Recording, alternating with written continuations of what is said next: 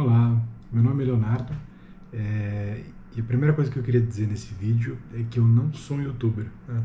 Eu não tenho intenção de ser youtuber, né? Isso não vai ser um canal, então não precisa se preocupar em curtir o vídeo, não precisa se preocupar em se inscrever, porque não tem no que se inscrever, né?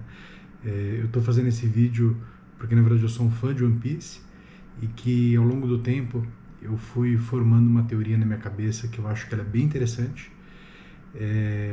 Eu compartilhei essa teoria com alguns outros fãs, com alguns amigos que também gostam de One Piece, e sempre a primeira reação da pessoa foi de rejeição, né? Falar, não, você está viajando. Mas aí, à medida que eu explicava essa teoria, que eu passava, na verdade, as ideias de por que eu cheguei naquela conclusão, eu vi que alguma coisa mudava e as pessoas viam que realmente a teoria podia ser interessante, né? Então, se você chegou até aqui, eu queria te convidar para assistir esse vídeo até o final. E aí, se você achar que é interessante, né, para a gente debater e conversar, comentar alguma coisa, eu deixo o convite. Se você simplesmente quiser curtir porque você gostou da teoria, pode curtir. Se você quiser né, colocar um dedinho para baixo porque você não gostou, também não tem problema, né? A única coisa é ser educado no comentário, né? Assim, você pode não concordar, pode gostar, mas a gente está aqui para brincar e debater. Como eu não sou youtuber, eu queria desde já pedir desculpas, tá? Talvez eu seja um pouquinho prolixo, eu não sou uma pessoa que fala bem, eu não entendo nada de edição de vídeo e não tenho ninguém que vai editar esse vídeo para mim. Então talvez eu enrole um pouquinho, talvez o vídeo fique um pouquinho longo, né? Mas a intenção, na verdade, é só brincar e compartilhar um pouquinho disso que eu desenvolvi com vocês, tá?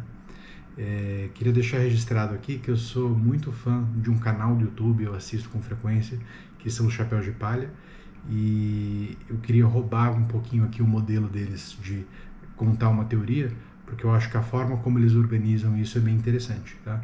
Mas eu deixo aqui os créditos, né? E aproveita, na verdade, se você não conhece o Chapéu de Palha, deixo aqui uma propagandinha, né? Se inscreva no canal deles, porque realmente eles têm um conteúdo bem interessante, tá? Mas a forma que eles costumam organizar o vídeo é dividido em partes, né? E eu acho que isso é legal, que dá pra gente desenvolver bem o pensamento, tá? Então eu vou seguir a mesma estrutura, né? Mas fica aqui dado os créditos para o Chapéu de Palha. Antes de eu falar um pouquinho sobre a minha teoria, eu queria conversar sobre a forma como o Oda costuma trabalhar o roteiro dele, né? E acho que isso vai ajudar, na verdade, a defender essa teoria. Então, a gente tem um exemplo bem recente, na verdade, que foi a descoberta de que a Gomu Gomu no Mi, na verdade, era Hito Hito no Mi, né? Essa é uma informação que ela foi soltada, na verdade, bem tarde na história, né? Em muitos outros mangás, em muitos outros animes, né? A gente perceberia que o autor teve essa ideia muito mais para frente, então à medida que a história vai desenvolvendo, ele vai tendo ideias novas, vai criando, mas a gente sabe que não é a forma que o Oda trabalha, né? Então tem inúmeras referências, na verdade, na obra, de que ele já tinha pensado isso muito do começo, né? Tem até algumas pessoas que falam que o nome do primeiro título do mangá, que cita Down, né, já seria uma indicação para o Nika, tá? Talvez seja um pouquinho de exagero, né? Mas o fato é que se você buscar informações na obra, dá para perceber que ele teve essa ideia muito lá atrás, né? Só que na verdade ninguém conseguia chegar nessa conclusão de que o Luffy era na verdade Nika e que a fruta dele não era Gomu Gomu no Mi, que era, né? Porque o Oda escondeu uma informação essencial, ele escondeu uma peça desse quebra-cabeça que não deixava ninguém juntar as partes, né? Essa peça, na verdade, no caso desse foreshadow, ele é quando os Gorosseis eles falam que em algum momento o governo tinha trocado o nome de uma fruta, né? E eles soltam essa informação, mas essa informação ela é soltada pouco tempo antes deles soltarem a informação do Nika. E eu lembro que a partir daquele momento começou a surgir várias teorias de quais seriam a fruta que trocou de nome, e uma das teorias que foi mais falada foi justamente a Gomu Gomu no Mi, né? E isso é importante para a minha teoria, porque eu acho que o que acontece nesse caso é a mesma coisa, tá? O Oda ele já colocou diversas informações que comprovam essa minha teoria, mas ele está segurando, na verdade, uma peça central. Sem essa peça, fica meio impossível dessa teoria ser aprovada, tá? Mas eu acho que essa peça ele vai colocar mais para frente quando ele quiser que a gente comece a pensar sobre isso e quando ele quiser entregar realmente essa teoria final, tá? Então, né, sem mais delongas, o que eu acredito, na verdade, a teoria que eu defendo é que o Luffy, na verdade, é o filho do Roger, né? E aí, né, a primeira reação, como eu disse, das pessoas sempre é negação, porque tem uma diferença de calendário, né? Tem uma diferença, se eu não me engano, de 5 anos entre a morte do Roger e o nascimento do Luffy, e isso já por si só deixaria impossível, na verdade, o Luffy ser filho dele, tá? Mas é justamente essa, eu acho que é a peça que o Oda está escondendo, tá? Eu acho que é isso que ele está guardando ali, né, debaixo do braço dele, e eu vou chegar lá, tá? Mas ouçam a teoria até o final, e eu acho que quando vocês começarem a pensar sobre isso, as coisas vão começar a fazer sentido. Primeira parte, personagens que não fazem nenhum sentido. Tem alguns personagens-chave da obra do Oda que, quando a gente olha na perspectiva de hoje, eles têm algumas ações que a gente acha bem difícil de compreender, né? Tem 3 personagens-chaves que eu vou citar aqui. O primeiro deles é o Shanks, né? O Shanks, a gente está hoje no dia 27 de março, como eu comentei no começo do vídeo, e nessa semana a gente teve a publicação do mangá onde o Shanks aniquila completamente a tripulação do Kid. Ele, com um hit kill, ele derruba o Kid e o Killer juntos, né? E acaba com o navio deles, né? E é interessante isso porque a gente conseguiu ver nessa semana o nível de haki de observação do Shanks, que talvez, com certeza, na verdade, foi o mais ferrado mostrado até hoje na obra, né? E é claro que quando a gente olha para trás, né, e a gente pensa no Shanks na época que ele se encontrou com o Luffy, é claro que ele não tinha o nível de poder que ele tem hoje, né? Mas também a gente sabe que o nível de poder dele naquele momento já era altíssimo, né? Uma referência disso é que, né, um pouco antes dele encontrar com o Luffy, ele tinha assaltado o navio da CP0, venceu o Rus-Rus, roubou a Hito Hito no Mi, que era teoricamente extremamente protegida pelo governo, e depois disso ele estava comemorando num bar com a tripulação dele, aparentemente sem danos, né?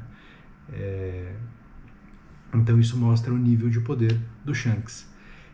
Se fala também que nessa época ele já tinha uma recompensa em torno de 1 bilhão, tá? Então é razoável imaginar que nessa altura ele já teria um haki de observação razoável, né? Não sei se capaz de prever o futuro, mas pelo menos capaz de o tempo todo estar alerta a tudo que está acontecendo no entorno dele. Muito bem.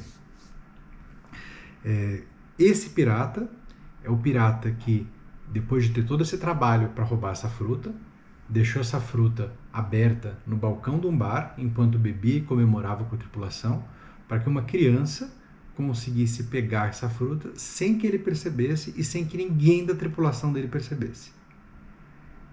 Não faz sentido, né? É estranho. Então eu vou falar um pouquinho mais disso para frente na teoria, tá? Outro personagem, que eu acho que o comportamento não faz nenhum sentido é o avô do Luffy, o Garp, né?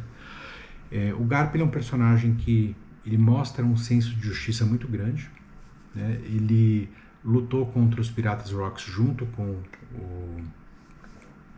o Roger, né? Derrotou o Rocks junto com o Roger e, na verdade, parecia já ter uma relação de amizade, etc., com o Roger desde então, né? Ou pelo menos de respeito mútuo, né? Se não amizade. Mas, na verdade, ele faz parte da Marinha, né? Ele vê uma série de coisas erradas, como o que, na verdade, os dragões celestiais fazem, a questão da escravização, etc. E com todo o senso de justiça dele, ele permanece na Marinha, né? Ele parece estar de acordo com aquilo, e assim, até num grau extremamente elevado, porque no momento que o Ace, né, foi condenado à morte, ele sentou ali do lado e não fez nada, né?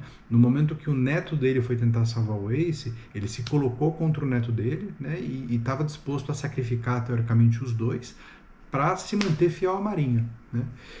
Essa fidelidade absoluta dele à Marinha, sendo um personagem com tanto senso de justiça, sendo, entre aspas, um herói da série também não parece fazer sentido, né? Eu acho que é alguma coisa que soa estranho, tem algo mais, né?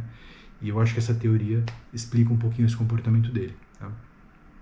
E, por fim, né, tem outros personagens, mas para não ficar muito longo o vídeo, o último que eu acho que é interessante citar é o Rayleigh, né? O Rayleigh, ele é um personagem extremamente poderoso, imediato do Roger, estava ali aposentado no meio da Grand Line, né, na Red Line, e de todos os piratas supernovas e que chegavam, na verdade, na Red Line, o único que ele manifestou desde o princípio o interesse foi o Luffy, né? E o único que ele dedicou 2 anos da vida dele para treinar e revestiu um navio de graça e fez tudo para que avançasse, na verdade foi o Luffy. Ele não teve esse interesse, na verdade, por mais nenhum outro pirata que estava buscando One Piece, né? E ainda que o Luffy usasse o chapéu de palha e parecia ter herdado, teoricamente, a vontade do capitão dele, né, me parece um pouco forçado, né, que ele abrisse mão de 2 anos da vida dele, né, aposentado, etc., correndo riscos, simplesmente para fazer uma boa ação ali para o Luffy, ou para, né? Então, nessa teoria onde o Luffy é filho do Roger, essas ações de todos esses personagens fazem muito mais sentido, tá? Segunda parte, Goldie Roger. Goldie Roger conquistou tudo que um homem poderia sonhar: fama, dinheiro, poder, né? Quando ele chegou em Laugh Tale, ele teoricamente conquistou One Piece. Ele descobriu tudo o que aconteceu no Século Perdido, e só que ele também descobriu que ele havia chegado cedo demais, palavras dele mesmo, né? E que, na verdade, a pessoa que poderia, né, usufruir daquele tesouro, a pessoa que poderia, na verdade, mudar o mundo com aquele tesouro, ela ainda não tinha nascido, ela ainda não estava lá, né? E aí, acho que é legal refletir um pouquinho sobre a personalidade do Roger, né? Tudo que a gente tem do Roger até hoje, ele tem um comportamento muito parecido com o do Luffy. Ele é um pirata extremamente obstinado, né? Ele chegou até lá onde chegou pela aventura, pela diversão, né? Mas pela força de vontade também. Ele sabia o que ele queria encontrar essa última ilha, né? E não é o tipo de pirata que ficaria satisfeito, que teria um não como resposta, né? Só que quando ele chegou lá, ele teve um grande não, né? Ele descobriu que ele não era a pessoa escolhida, ele descobriu que não era ele que iria mudar o mundo e que essa pessoa ainda estava por vir, né? A gente não sabe ainda exatamente o porquê, né? Isso faz parte do grande mistério aí do Oda, mas isso já foi dito por ele. E aí eu fico pensando, na verdade, o que o Luffy faria nessa situação, né? O que o Roger faria nessa situação. O Roger, com tudo que ele conquistou, ele não é o tipo de pirata que aceita ou não como resposta, né? E um pouco dessa resposta vem no próprio texto do Oda, né? No próprio mangá. Quando o Oda está se preparando para deixar o barco e que depois disso ele vai deixar o Oden em 1 ano de volta, ele fala que, na verdade, ele queria ver a pessoa que vai descobrir esse tesouro no futuro, e logo depois ele muda isso. Ele fala assim, e tem mais, essa pessoa vai ser o meu filho. Na verdade ele fala as palavras exatas, né? Mas é claro que será o meu filho. Para mim, essa frase é o maior foreshadow da obra, né? Aqui, o Rei dos Piratas cravou que o filho dele vai ser a pessoa que vai descobrir. E eu me lembro bem claramente, a primeira vez que eu vi isso, né, no mangá, eu falei, putz, né, essa teoria que eu tinha a sensação, agora eu tenho certeza, é ela, né? Só que até então me faltava elementos, na verdade, para ter essa teoria inteira montada. Mas eu já tinha certeza que ia ter algum plot twist, ia ter alguma coisa, né? E, assim, a sensação que eu tinha lá atrás, que eu não conseguia confirmar, quando eu li isso, eu tive certeza, tá? O Oda não põe esse tipo de coisa à toa. Isso é um foreshadow, né? E, assim, ele claramente não se referiu ao Ace, porque se ele se referiu ao Ace, me desculpem, amigos, mas, assim, o Roger fracassou, né? E eu não consigo imaginar esse pirata como um fracassado, como uma pessoa que fracassa. Para mim, tudo que está acontecendo no One Piece é um grande plano do Roger, que ele teve lá atrás, quando ele descobriu que ele não poderia usufruir do One Piece, então ele fez um plano para que aquilo acontecesse, para que o Joy Boy surgisse e que fosse o filho dele, né? Ainda falando um pouquinho desse momento do Roger, né? Um pouco antes dele sair do navio, ele fala com 2 pessoas, né? Ele fala com o Rayleigh, que ouve ele e chora, e ele fala com o Shanks, que ouve ele e chora. Para mim, ali ele já tinha definido um plano na cabeça dele, que ele queria que o filho dele fosse o Joy Boy e que ele queria que o filho dele chegasse até One Piece. e ele passa, na verdade, uma última ordem como capitão, um último pedido, uma última missão para esses tripulantes dele, que seria ajudar o filho dele a se tornar o Joy Boy e a chegar no One Piece, né? E aí, assim, é engraçado, você fala assim, então quem está fazendo tudo é o Roger, né? O Luffy não tem nenhum mérito. Na verdade, é exatamente o oposto disso, né? O que, na verdade, esses dois estão fazendo é acelerar o processo, né? É garantir que ele tem as oportunidades certas, mas em momento nenhum é tomada nenhuma decisão pelo Luffy, né? Ninguém força ele a comer a fruta, ninguém fala que ele tem que ser o rei dos piratas, o Rayleigh, quando encontra o Luffy, não fala o que é One Piece, né? Então nada é dado de graça, mas eles ajudam, na verdade, a encurtar esse tempo e a colocar ele na direção certa, né? E isso é mais uma coisa que eu vou debater um pouquinho mais pra frente, tá? Mas o mérito é total do Luffy, né? Mas eu acredito que a intenção, na verdade, do Roger era dar todas as oportunidades para que aquilo acontecesse, né? Então, assim, se você quer One Piece, o caminho é esse. Bom, o próximo passo, logicamente, para o Roger era ter um filho, né? Porque ele fez todo esse plano, mas até então ele não tinha um filho. Então, quando ele é deixado no porto pela tripulação, ele vai procurar pela mãe do Luffy, né? E eles vão conceber o Luffy, tá? E eu acredito que a mãe dele não seja a Rouge mesmo, tá? Que seja, na verdade, a própria mãe do Luffy, né? E acredito que ali eles tiveram as relações, etc. E depois disso ele se entrega para a Marinha, tá? Com ela, né? Quando ele confirma que ela está grávida, ele se entrega para a Marinha, tá? Imagino que ela teve uma gestação normal, tá? Só que quando ela estava grávida e o Roger estava preso, essa cena a gente tem no mangá, o Roger se encontra com o Garp na prisão, tá? E eu acredito que ali ele contou para o Garp tudo, né? O que é One Piece, o que ele descobriu, o século perdido, né? E Musamá, que eu imagino que seja uma informação que ele tenha descoberto em Laugh Tale, né? E de todo esse controle que os Gorosei têm pelo mundo. E vendo como o Garp é um personagem justo, na verdade um herói, né? Eu imagino que o Garp nesse momento teve a primeira reação de querer deixar a Marinha, né? Talvez virar um revolucionário, talvez virar um pirata, talvez simplesmente se aposentar, né? Mas eu não acho que ele estaria de acordo com isso, tá? Mas eu acredito que aí entrou mais um passo do plano do Roger, né? O Roger pediu que o Garp ficasse na Marinha e fosse um espião dentro da Marinha para o plano dele, né? Tivesse, né, como ele tinha um cargo extremamente elevado, um vice-almirante, ele conseguiria prever passos da Marinha, né, saber o que está acontecendo e proteger essa jornada do Luffy até One Piece. E tem claramente essa cena, né, onde na verdade o Roger pede para o Garp proteger o filho dele, cuidar do filho dele quando ele estivesse ausente, né, quando ele estivesse morto. E aí a última parte do plano do Roger, né, quando ele está para ser executado, né, ele deixa o legado dele para o filho dele, né? Ele fala do One Piece, né, que é a forma como o filho dele teria de saber o que ele tem que buscar, né? Mais uma vez, ninguém está obrigando o Luffy a fazer nada, né? Ele falou aquilo para qualquer pirata do mundo, mas o Roger sabe que só um pode chegar no One Piece e usufruir daquele tesouro, seja lá o que for, né? Teria que ser o Joy Boy. Então, no plano dele, ele já tem, na verdade, o Luffy se tornando o Joy Boy e ele está deixando ali o recado, assim, se você quer ter tudo que eu conquistei, né, é lá que você tem que ir. Então, isso faz um sentido absurdo, né? Porque aí toda a obra de One Piece vira um grande plano do Roger, né? E isso eu acho muito foda. Isso eu acho muito incrível. Porque eles têm um personagem que já morreu, mas que ele está dando rumo de tudo o que acontece pelas próximas décadas e até a provável queda do governo e até a provável queda das sombras, que seria o Barba Negra, né, que provavelmente também está profetizado lá em Laugh Tale. E ele arquitetou tudo isso, né? Ele preparou o solo para que tudo aquilo pudesse acontecer.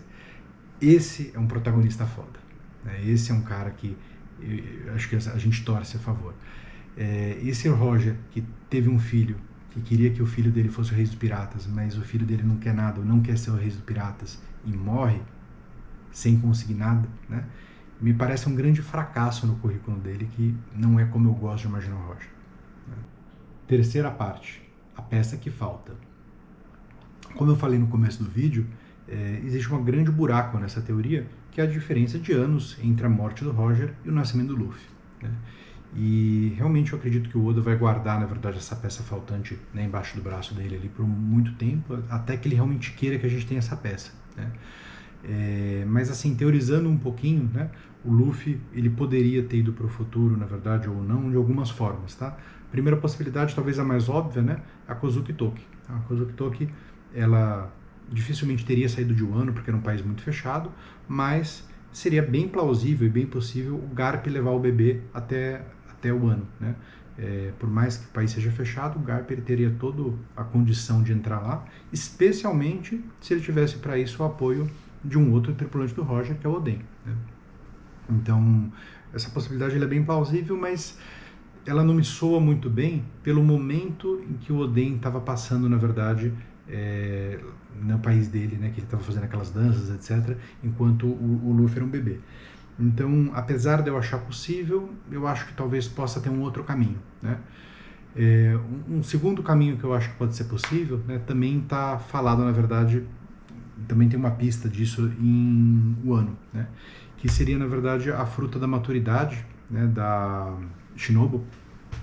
Ela é uma fruta que faz a pessoa, né, o indivíduo que sofre efeito dela envelhecer, né? O que impede da gente ter uma fruta da juventude, né, uma fruta que faça o caminho inverso. Então seria, de novo, um personagem que ainda não foi apresentado, mas que ele pudesse, na verdade, deixar aquele bebezinho mais novo, né? E a terceira possibilidade, na verdade, seria uma outra teoria, algum outro poder que a gente ainda não viu, né? Mas acho que o pessoal talvez conheça até mais One Piece que eu consiga teorizar alguma coisa, né? Mas por que tudo isso, né? Por que, na verdade, o Garp pegaria esse bebezinho e tentaria mandar para o futuro, né? O que explica isso, tá? E isso outra coisa que é dita na própria obra, né? Quando o Luffy nasceu, ou quando teoricamente seria a idade, na verdade, desse bebê nascer, né? Do filho do Roger nascer, a Marinha começou, na verdade, uma busca violenta por uma criança, por um eventual filho que o Roger pudesse ter deixado, tá? E eu acredito que o Musama foi o grande responsável por isso, né? Porque ao saber que o Roger chegou a Laugh Tale e que tem todas as informações que poderiam derrubá-lo e prejudicá-lo, ele realmente não queria a menor possibilidade, ele previu esse plano, talvez tenha previsto esse plano do Roger, né? E realmente colocou a Marinha à caça desse filho. O Garp, dentro da Marinha, tendo essas informações que ele tem, ele sabia que ele tinha que proteger o Luffy de alguma forma, né? E jogar essa criança para o futuro, ou fazer essa criança parecer muito mais jovem do que deveria parecer, né, seria uma forma de despistar, na verdade, o foco do Luffy. Agora, imaginando que isso aconteceu, né, algum tempo se passou e o Dragon, no caso, teria tido um filho ali com a mãe do Ace, né, com a Rouge. E aí, nesse caso, eu imagino que ele tenha tido um filho realmente normal. Ela tenha tido um filho normal, com uma gestação de 9 meses, só que teve alguma complicação durante o parto e faleceu. E no momento que o Ace nasce, é justamente quando está acontecendo a Revolução de Ohara, né? Então, são datas muito próximas, que eu acho que pode ser perfeitamente essas datas baterem, né? E é quando o Dragon está preocupado em fundar o Exército Revolucionário. Então o Dragon abandonou o filho dele aos cuidados do avô, né? A mãe tinha falecido e o Garp aceitou aí essa incumbência, né? E começou a criar o neto dele. Só que eu acredito que o Imo-sama, ou na verdade o Sengoku, ou seja, quem tiver responsável por essa busca, nunca se convenceu de que o Roger não tinha tido um filho e continuaram ao longo dos anos essa busca, né? E aí entra o papel de herói, né? A primeira grande atuação como um herói do Garp, né? O Garp, por um bem maior, pelo bem do mundo, pela queda desse governo, pela mudança, né, pela descoberta do One Piece, pela mudança do mundo, ele resolve colocar em risco a vida do neto dele, né, dizendo que, criando essa história da gestação de 22 meses, que até então ninguém tinha, para na verdade colocar a Marinha apontada para um foco, né? E a gente não sabe exatamente na obra quando que o Sengoku tem essa informação, mas eu quero imaginar que na verdade quando o Garp toma essa decisão, o Ace ele já era o usuário da Fruta do Fogo, e ele já estava na tripulação do Barba Branca, né? Então ele tinha ali um nível de proteção que mesmo a Marinha querendo fazer alguma coisa, sabendo que ele é filho do Roger, ele ali tinha ficado inalcançável, né? Então assim, o Garp confiou no poder do neto dele, do Ace. Só que aí o inesperado aconteceu, né? O Ace teve a luta com Barba Negra venceu o Ace, e de repente ele se viu nessa situação do neto dele aprisionado, né? E o que fazer nessa situação, né? Ele não podia abrir mão da situação, né, do posto dele da Marinha. Ele tinha que garantir, na verdade, o caminho do Luffy até o final, né? E então eu vejo realmente como um grande ato de heroísmo, tá? E aí é uma coisa que é bem interessante. Se vocês assistirem de novo os episódios de Marineford com esse ponto de vista, percebam as reações que o Garp tem quando ele está ao lado do Ace, e um pouco antes disso na prisão também. Imagina que, na verdade, né, tenta ver essas cenas com esse ponto de vista de que o Garp é o avô, né? Eu revi dessa forma e, assim, me convenceu completamente. As reações do Garp, de dor que ele tem, é como se ele estivesse realmente colocando o neto dele, fazendo um grande ato heróico, né? Um grande ato heróico, e em nome da justiça, e colocando realmente a vida, né, do neto em risco, uma provável execução, né, em prol desse bem maior, né, em prol de algo que tinha que acontecer, de uma mudança que o mundo tinha que ter, né. E isso coloca o Garp em uma posição completamente diferente, né. Ele está realmente sacrificando uma coisa que ele ama, né. E isso é a jornada do herói, né. Olha a diferença desse Garp, que é um Garp que trabalha para uma marinha corrupta, que escraviza, que tem os terubitos, que tem os Goroseis, e ele faz uma vista grossa, né? Ele passa a mão, né? Então, eu acho que essa teoria realmente, nesse sentido, ela é bem interessante. E aí, ainda em Marineford, a gente tem né, a expressão do Garp quando o Luffy aparece caindo do navio do céu, né? E toda a reação dele ao Luffy. Você vê que ele está completamente estarrecido, ele não queria o Luffy ali naquele momento. E quando o Luffy finalmente está chegando para pegar o Ace, ele viu ali uma oportunidade de salvar o neto dele. E acreditou no Luffy, né? E ao mesmo tempo viu o risco do Luffy bater de frente naquele momento com o Sengoku, o almirante de frota, naquele momento muito mais forte que o Luffy. E é o único momento que ele age em Marineford. Ele se adianta ao Sengoku, ele pula na frente do Luffy, né? E quando você acha que um cara do nível de um rei dos piratas, talvez, ou pelo menos do nível de um Yonkou, né, ali deveria amassar o Luffy, né? Ele tem uma dor nas costas, extremamente conveniente, leva um socão do Luffy e cai. E permite o Luffy chegar no Ace, sem que o Sengoku tivesse tempo de fazer alguma reação. Para mim isso matou, né? Assim, ali é Garp, né? Garp herói mesmo, né? Ele foi extremamente inteligente, extremamente estratégico e viu uma chance de salvar a vida do neto dele e viu que na verdade o Joy Boy poderia mudar esse mundo, poderia na verdade salvar, né? Ele teve fé no Joy Boy. Quarta parte, executando o plano do Roger. Agora a gente volta na verdade para o começo de One Piece, né? Quando o Ruivo atacou esse navio da Marinha, né? Claramente tentando pegar a Hitohito no Mi, né? Que ali nesse plano ele já sabia que era Hitohito no Mi, e aí essa foi a grande missão que o Roger teria passado para o Shanks, né? Encontra essa fruta e entrega para o meu filho, né? E ele leva para o Luffy, né? E aí por essa perspectiva que o Luffy é o filho do Roger, de repente tudo isso ganha um ressignificado, né? De repente faz muito mais sentido ele passar esse chapéu que era do pai adotivo dele, passar para o Luffy, né? Afinal ele não está passando para qualquer criança, né? Ele está passando para o filho do Roger, né? A herança do pai dele. Faz muito mais sentido ele sacrificar o braço dele, né? E isso explica como que um pirata com o nível de poder do Shanks até então não fez movimento nenhum para efetivamente se tornar o rei dos piratas, perdão. Porque aparentemente não é o que ele quer. O que ele quer, na verdade, é que o mundo esteja estável, né? E que as coisas fluam para que o Luffy consiga chegar lá sozinho, com as forças dele. Então, isso mostra, na verdade, todas as ações do Shanks, né? Fazem um sentido, na minha cabeça, muito maior, né? E aí a gente tem o Rayleigh, né? Que, como eu tinha comentado lá atrás, o Rayleigh resolveu treinar, na verdade, o filho do capitão dele, né? Então, também isso dá um outro sentido aí para essa atitude do Rayleigh, tá?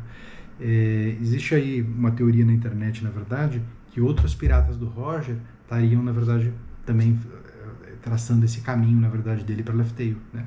Então a gente tem, na verdade, o Crocus no início da Grand Line, que seria um pirata do Roger, e que ele ajudou o Luffy ali a explicar como é que funcionava, na verdade, a navegação na Grand Line, né? Talvez colocado ele no caminho mais interessante para ele conseguir chegar, né, encontrar as coisas que ele precisava, os poneglyphs que ele teria que encontrar, né?